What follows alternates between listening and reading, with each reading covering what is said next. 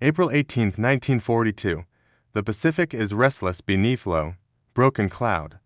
Wind cuts across the steel deck of the aircraft carrier USS Hornet, carrying the sharp smell of fuel and salt. Line nose to tail are 16 B-5 bombers aircraft never meant to leave a carrier deck. Crews move quietly now, no speeches, no ceremony. Each man knows there will be no landing strip waiting ahead, no escort, and no guarantee of return. At 8:20, the first engine roars to life, the carrier pitches. The bomber lurches forward, its wheels skimming the ocean before lifting free. One by one, the aircraft vanish toward Japan, carrying a mission designed not to win a battle, but to change a war. By early 1942, the Pacific War had tilted sharply against the United States. Pearl Harbor lay damaged but alive, Guam and Wake Island had fallen. Hong Kong, Singapore, and the Philippines were collapsing under Japanese pressure. Across Asia and the Pacific, Imperial Japanese forces advanced with speed and confidence, protected by a powerful carrier fleet and veteran air crews. Tokyo itself remained untouched, distant, secure, and convinced of its own invulnerability. In Washington, the strategic picture was bleak. American industry was mobilizing, but time was the enemy. Morale, both civilian and military, hung in a fragile balance. President Franklin D. Roosevelt needed proof that the United States could strike back, something visible, undeniable, and bold. Conventional plans offered little. The U.S. Navy lacked forward bases close enough to Japan. Long-range bombers were unavailable in sufficient numbers. Every option carried risk, delay, or both. Then came an idea that bordered on the impossible. Army Air Forces officer Lieutenant Colonel James H. Doolittle proposed launching medium bombers from a Navy aircraft carrier. The strike would cause limited physical damage, but the psychological impact could be immense. It was a gamble measured not in territory gained, but in confidence restored. And as planners refined the concept, the mission's true cost became clear. Once launched, there would be no safe return. The operation moved forward anyway, because the moment demanded action rather than caution. Planning unfolded in secrecy. The aircraft selected was the North American B-25 Mitchell, rugged, adaptable, and capable of short takeoff runs when properly modified. Crews stripped away unnecessary equipment, added auxiliary fuel tanks, and practiced launches from painted outlines on land that simulated the narrow deck of a carrier. Every calculation was tight. Fuel margins were measured in minutes. Navigation relied on dead reckoning across thousands of miles of open ocean. The carrier chosen was USS Hornet, newly commissioned and untested in combat. In March 1942, 16 B-25s were craned onto her deck in unprecedented sight. Even the ship's crew was kept largely in the dark. Only once at sea did Doolittle reveal the destination, the Japanese home islands. The mood shifted instantly. The men understood the odds. Most expected to ditch at sea or crash land in occupied China. Survival was uncertain. Capture was likely. Execution was possible. Japanese defenses, meanwhile, were oriented outward. Their strategy assumed the enemy would come through the island chains, not directly from the vast Pacific. Tokyo's air defense network was thin, fragmented, and confident it would receive ample warning. That assumption would soon be tested. By mid-April, Task Force 16 steamed west under radio silence, threading through hostile waters.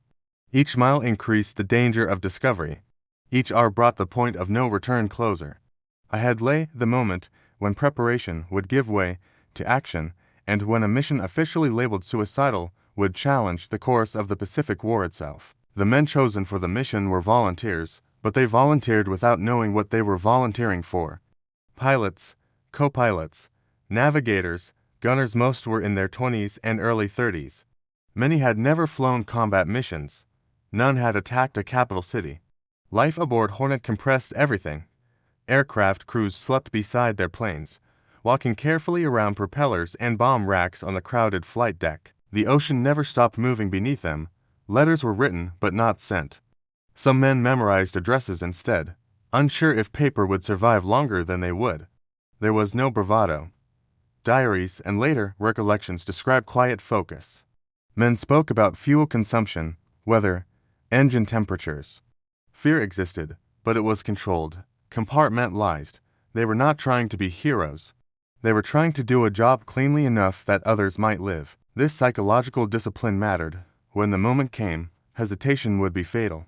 From a purely military standpoint, the raid made little sense. 16 bombers carrying light bomb loads could not cripple Japanese industry. They could not destroy shipyards or factories in any lasting way. The tactical damage would be minimal, but the operation was never designed for physical destruction. It was a calculated shock. American planners understood morale on a battlefield. The Japanese government had assured its people that the home islands were invulnerable. Breaking that illusion even briefly would force a strategic rethink. It would divert fighters, anti-aircraft guns, radar installations, and experienced pilots away from offensive operations in the Pacific. The gamble was timing. Surprise was the only real weapon. If discovered early, the bombers would lack the fuel to reach land. If discovered late, Japanese defenses would still be scrambling, uncertain, uncoordinated. The raid balanced on minutes. The B-25 Mitchell was never designed for carrier operations. Its tricycle landing gear, long wingspan, and weight made it an improbable candidate. Yet its twin engines provided reliability unmatched by lighter aircraft, and its bomb load, while modest, was sufficient for incendiary and high-explosive strikes. Every modification served survival. Defensive armament was reduced to save weight. A wooden mock-up tail gun replaced real weapons to deter fighter attacks. Bomb sights were simplified. Nothing elegant remained.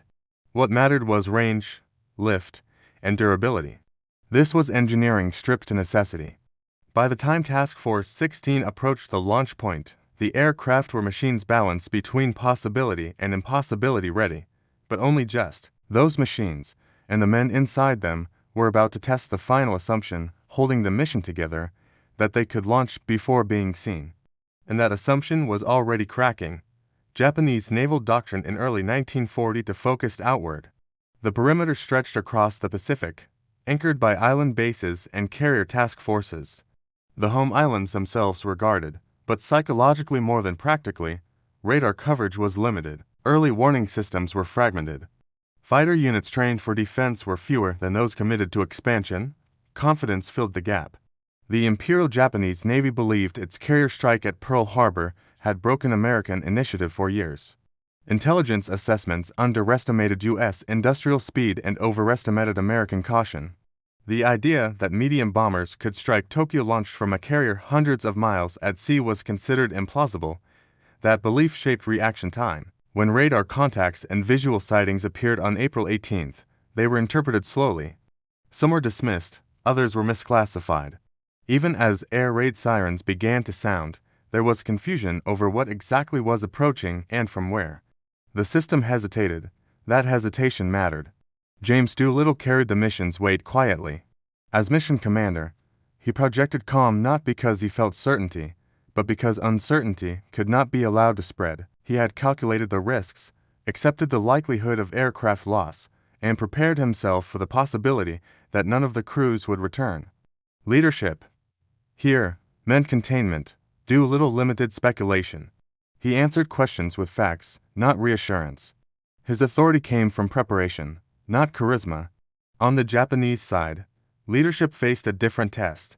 The raid would expose gaps not just in defenses, but in assumptions. Senior commanders would be forced to respond quickly, under political pressure, with incomplete information.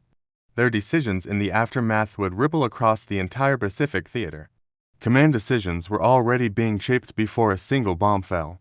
The raid targeted military and industrial zones, but cities cannot be separated cleanly. Incendiaries spread unpredictably. Civilians were injured and killed. This reality was understood by planners, but weighed against a larger calculus, shortening the war by altering its trajectory. For the air crews, the moral burden was personal. They were not anonymous artillery. They would see rooftops, streets, rivers. They would know exactly where their bombs landed. Many later recalled that moment, the brief seconds over Japan, as the most sobering of their lives. Not triumphant, not vengeful, simply final. Those seconds marked the point of no return. As the carriers pressed forward and lookout reports multiplied, the mission's fragile margin vanished. The question was no longer whether the bombers would launch as planned, it was whether they could launch at all. That uncertainty carried the operation directly into its turning point. April 18, 1942, before dawn. The North Pacific heaved under low cloud and rising seas. Task Force 16 Hornet, Enterprise, their escorts was still hundreds of miles from the planned launch point when radar picked up a contact. A Japanese picket boat, then another. At 7:38, confirmation arrived. The element of surprise was collapsing in real time. Admiral William F. Halsey faced the decision immediately, turned back, and the mission dies unseen. Press forward, and the bombers would be forced to take off far beyond their calculated range, nearly 170 miles early. There was no prolonged debate. Halsey transmitted a short order to the flight deck: launch planes. To Colonel Doolittle and gallant command, good luck and God bless you. On Hornet's pitching deck, 16 B-25s waited nose to tail. No medium bomber had ever taken off from a carrier under combat conditions. The margin was measured in feet, not meters. At 8:20, Doolittle's aircraft rolled forward, the wind howled across the bow. The carrier surged, engines roared to full power. For a breathless moment, the bomber seemed to hover over the ocean, then clawed into the air, spray trailing from its wheels. One by one, the others followed. Each takeoff carried its own tension. Crew chiefs watched propellers clear the deck edge by inches. Pilots held aircraft steady through violent gusts. There were no second attempts, no reserves. By 9:19, all 16 bombers were airborne. The fleet turned east and disappeared beneath the horizon. Ahead lay Japan. The flight north was long and quiet. Crews flew low to avoid detection, skimming waves, conserving fuel. Hours passed. Navigation relied on dead reckoning and timing. Any error would mean missing land entirely. Then, just after noon, coastlines appeared. Japan rose from the sea. The bombers climbed, formation tightened. Final checks were made in silence. Gunners scanned skies that remained strangely empty. At approximately 12:15 local time, the first aircraft crossed the shoreline. Sirens began to wail. Japanese defenses reacted unevenly. Fighters scrambled late. Anti-aircraft batteries opened fire sporadically, shells bursting too high or too wide. The raid had achieved what it was never expected to gain: confusion. Over Tokyo, Yokohama, Kobe, Nagoya, and Yokosuka, bombs fell. Factories were hit, dockyards burned, military installations were struck. Fires spread through wooden districts with frightening speed. Smoke rose into clear spring skies, visible for miles. The attack lasted minutes. Then the bombers turned south and west, engines straining as they raced toward empty ocean and the unknown beyond it. Behind them, Japan reeled not from destruction, but from shock. Ahead of them, fuel gauges sank steadily toward zero. The mission's most dangerous phase was only beginning. As the American bombers pulled away from the Japanese coast, daylight began to fade. Fuel calculations turned grim. The early launch had erased every margin. None of the crews now believed they could reach the intended recovery fields in eastern China. The best hope was any landfall before the tanks ran dry. Weather closed in from the west. Cloud ceilings dropped. Rain squalls swept across the East China Sea. Navigation lights were forbidden. Radio silence remained absolute. Each aircraft flew alone now, separated by darkness, distance, and chance. By early evening, engines began to sputter. One by one, crews prepared for the inevitable. Some pilots aimed for blacked-out coastlines. Others climbed for altitude, planning controlled bailouts. There would be no wheels touching runways tonight. Doolittle's aircraft reached the Chinese coast just after 21 o'clock. The fuel needles were nearly empty. He ordered the crew to bail out. Moments later, the B-25 vanished into the darkness, crashing unmanned into the hills. Across China, similar scenes unfolded. Parachutes blossomed in rain and wind. Men landed in rice paddies, forests, villages, and ravines. Some were injured on impact. Others wandered for hours before finding help. Chinese civilians emerged from the darkness, risking execution to hide the Americans. Farmers, missionaries, resistance fighters, and nationalist troops guided crews towards safety, often moving only at night to avoid Japanese patrols. Not all were spared. 8 airmen were captured. 3 were executed after a secret trial. 1 died of malnutrition in captivity. The remaining 4 would not be freed until 1945. The material damage inflicted by the raid was limited. Japanese industrial output barely slowed. Militarily, the strike changed little. Strategically, it changed everything. For the first time, Japan's home islands had been bombed. The aura of invulnerability shattered in a single afternoon. Senior commanders faced public disbelief and internal fury. Defensive resources were pulled back from the Pacific front to guard the homeland. Within weeks, Japanese planners accelerated operations designed to eliminate the threat permanently. The perimeter would be pushed outward. American carriers would be drawn into battle and destroyed. That decision led directly to Midway. For the United States, the raid achieved something no tonnage of bombs could measure. After Pearl Harbor, it proved reach, it proved resolve. It proved that the war would not be one-sided. When Doolittle reached friendly lines, he believed the mission a failure. He expected court-martial. Instead, he was promoted. The psychological balance of the Pacific War had shifted subtly, irrevocably setting the stage for consequences far beyond the smoke drifting over Tokyo. In the immediate wake of the raid, reports flooded Allied headquarters. Official communiques stressed the bravery of crews, the audacity of the plan, and the resilience of the aircraft. Yet casualty lists reminded commanders of the razor-thin margin between courage and disaster. 8 airmen had been captured, 3 executed. Injuries were widespread, many sustained during bailouts or crash landings on rugged terrain. More than 50 men survived only through the intervention of Chinese civilians and resistance forces, whose courage became a crucial, often overlooked part of the mission's success. Japanese military assessments, meanwhile, were dominated by shock and humiliation. For the first time, American bombers had struck the home islands. The Imperial General Headquarters convened emergency meetings to revise defensive priorities. Airfields, previously considered secure, were reinforced. Anti-aircraft batteries were repositioned, coastal patrols intensified. Despite minimal material damage, the psychological blow was immense. General Hama's reports described a sudden, visceral fear among the population and military alike. If they can reach Tokyo, nothing is safe. Across the Pacific, the raid's news inspired U.S. troops and civilians. Newspapers and radio broadcasts celebrated the daring strike. Propaganda posters emphasized courage, ingenuity, and the reach of American power. For many, the mission represented a symbolic retaliation for Pearl Harbor, restoring confidence that Japan was not invincible. Commanders highlighted lessons in long-range planning, inter-service coordination, and crew resilience. The raid demonstrated that audacious, well-coordinated operations could achieve strategic effects disproportionate to their scale. The broader consequences of the mission unfolded over the following months.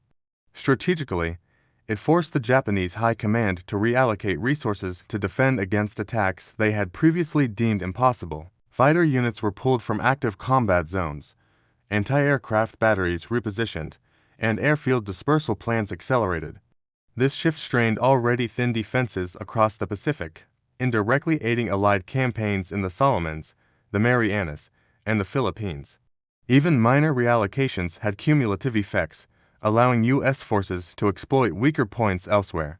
Technologically, the mission highlighted the necessity of long-range aircraft and advanced navigation systems. The B-29 Superfortress program, still in early development, gained renewed emphasis. Lessons learned from fuel calculations, engine performance, and crew endurance directly influenced subsequent bombing campaigns over Japan. Engineers studied every detail from engine strain to ordnance handling, ensuring future missions could push even further into Japanese territory with greater precision. Diplomatically, the mission sent a clear message to both allies and adversaries. The United States was willing and capable of reaching the Japanese heartland. American leadership leveraged this psychological effect in Pacific planning, strengthening morale among occupied nations and pressuring Japanese leadership into reactive, often desperate, defensive measures. The psychological shock extended beyond military circles. Civilians, both in Japan and abroad, understood that no territory was beyond the reach of Allied operations. By the end of 1942, the mission had reshaped perceptions of what was possible in the Pacific theater. It demonstrated the combination of audacity, planning, and human endurance could overcome natural and technological barriers. Small forces, strategically applied, could have outsized effects, influencing decisions at the highest levels of command. The mission was no longer just a raid, it was a turning point in operational thinking and in the psychological warfare that would define the closing years of the Pacific conflict. The mission stands as a testament to the interplay of courage, innovation, and sheer human determination. What was called suicide revealed that carefully planned audacity could bend the rules of warfare, achieving effects far beyond numbers or firepower. It demonstrated that leadership, discipline, and trust in one's training can transform a single operation into a catalyst for strategic change. In the Pacific theater, it reshaped doctrine, challenged enemy assumptions, and underscored a timeless truth. In war, vision and calculated risk often outweigh brute force. Humanity's capacity to adapt, endure, and innovate remains the decisive weapon in the crucible of combat.